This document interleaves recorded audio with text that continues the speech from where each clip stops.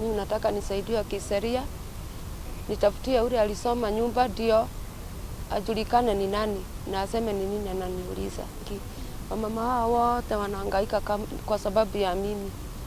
Na kama ningefanya vibaya na kama watoto wangu wamefanya vibaya, sijui kama hao wamama wote wanaweza kukuja hapa. Unajua watoto wako wakikua wambaya hata hakuna mtu anaweza kukusaidia. Kwa hivyo kama watoto wangu ni wabaya, hawa mama hawezi kukuja hapa. Kama mimi ni mbaya, kwani hawa mama wanaweza kukuja hapa? Mimi kwa hivyo nasema mtu anisaidie. Nikuwe na nyumba yangu. Nirudisha watoto wangu kwa nyumba yangu. Na Mungu akifanya hivyo atambariki. Tumeanza kikundi cha wajane ili tuweze kuwa na nguvu, tuwe na kusema, maana sisi tumefinyiliwa tuwezi ongea. Lakini hii chama vile tumeanza tutaweza kuongea, tutaweza kusikika na tutaweza hata kujitetea ili haki yetu iweze kusimama. Yale mambo tunapitia ni mazito sana, sababu mtoto yoyote anavuta bangi ni wa mjane. Chochote kitatendeka katika kijiji ni kwa mjane. Kwa hivyo tunapitia mashida mingi sana. Tunadhulumiwa. Wajane tunadhulumiwa katika hii kijiji. Tuhusishwe chochote. Hata hakuna mahali tunaambiwa tuingili, tutapita hapa. Tunastukia tu mali imegawanyishwa. Na unaambiwa utosheke na kenye umepata. Na kama utatosheka uondoke. Mashirika yaingililie, watusaidie tupate haki yetu. Tunahitaji haki yetu. Wamefinyika roho zao, wameshindwa kujitokeza kusema. Na ndiposa sisi tumeamua tujiunge kama kikundi ili tuweze kutokea ili watu waweze kujisema yale wanayoyapita. Wanauza mashamba mingi huku Gishosho ni kuuzwa. Wanajisaidia nayo wanauza. Na saa hizo hata wakigawa wanakuaga wameshauza. Ili wewe usiweze una nguvu ya kuweza kufuata, maana utakuta shamba imeandikwa jina ya mtu mwingine ambaye huyo mtu ndiye aliuziwa na aliuziwa wakati wanagawanisha, ili wewe usiwe na haki ya kufuata. When you look at what is happening, it is not about Mount Kenya region, although it can be identified with it. But when you go to other counties, you will get the same thing happening, that a widow is almost looked upon like a foreigner when the husband is not there. So why we are trying to spread our wings to these other counties is that every other widow in the country needs her rights and should be well done when her husband is gone. And what we are saying should happen after the demise of the husband is just the sorrow and that feeling of loneliness. When it is over and after she has mourned the husband, then she wakes up to find a very conducive environment for her to bring up her children, for her even to live, if she does not have small children, even for her own life, that she should continue living well and enjoying whatever they had looked for and earned when the husband was alive. There are a lot of things that happen to the widow and according to from where she comes from. If she is from the area where widows are shaved, widows are forced to bathe with the water that bathed the corpse, and some are forced even to drink the water in the name of cleansing. If it is about ourselves in Mount Kenya here, where we are supposed to maybe not to inherit, because maybe my mother was not married, and she left, she was given a land by her father, and now she has passed on to her children, that we cannot inherit. That is what happens mostly in the region. Those things that happen from every county as pertains to the widowhood is what we have put all in place. Not about one tribe. It's about every other tribe. Whatever they do to the widows that are not rightful is what we are saying.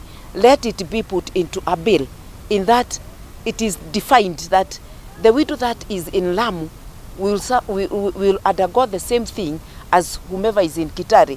It is not about a tribe. Unfortunately, there has come a lot of entities that claim to be helping widows. And when you look in the real sense, if it could be happening, most of the things that are happening could have declined, because now the rate at which widows are being persecuted is going up. So if there are people critically and with money working to bring this thing down, it could have gone down.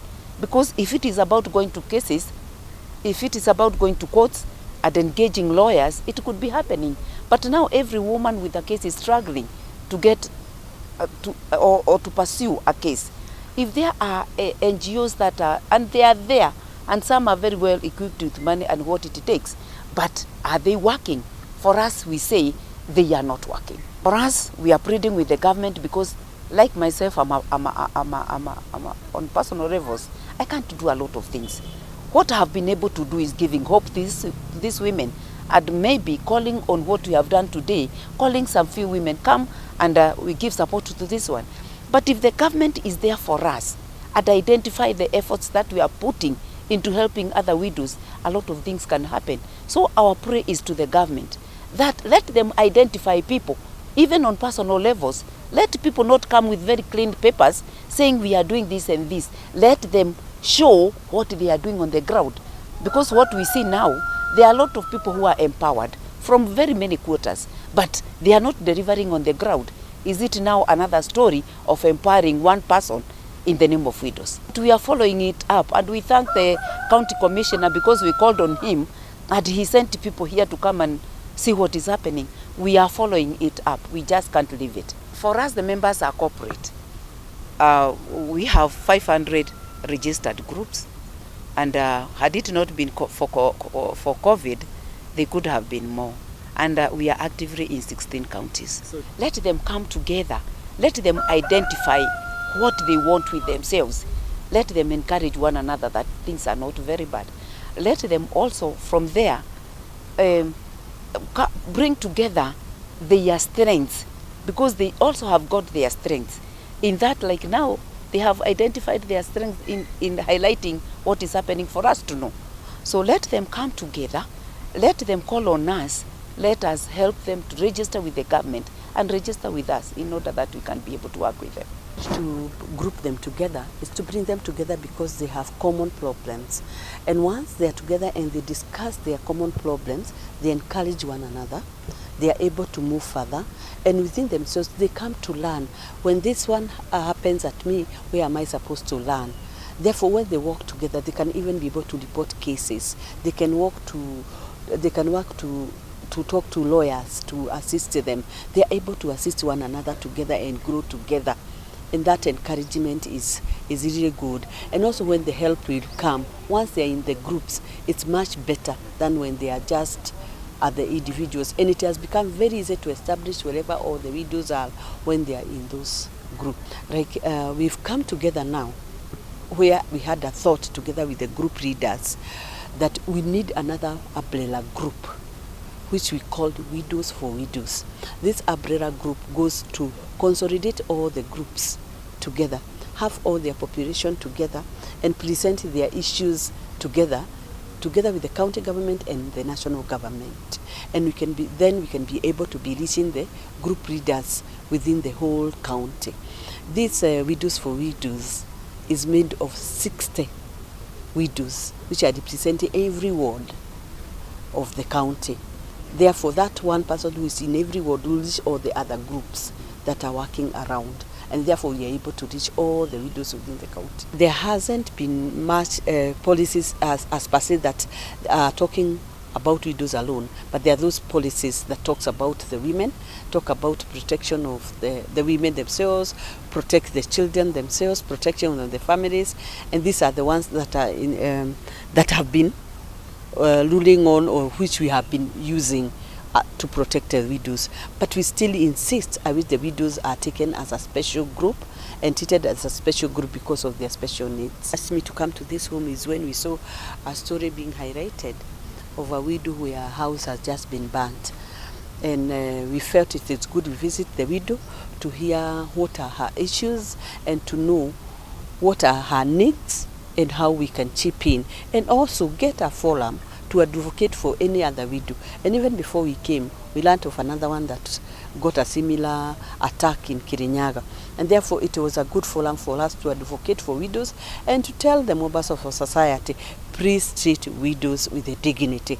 Please lend a hand to assist them rather than hurt them and destroy their homes and take care of their children, because they are the society tomorrow. We will start with her until her justice is seen. We will start with her until she is established again, and even on her children, together with the children, to make sure that the children are back to school.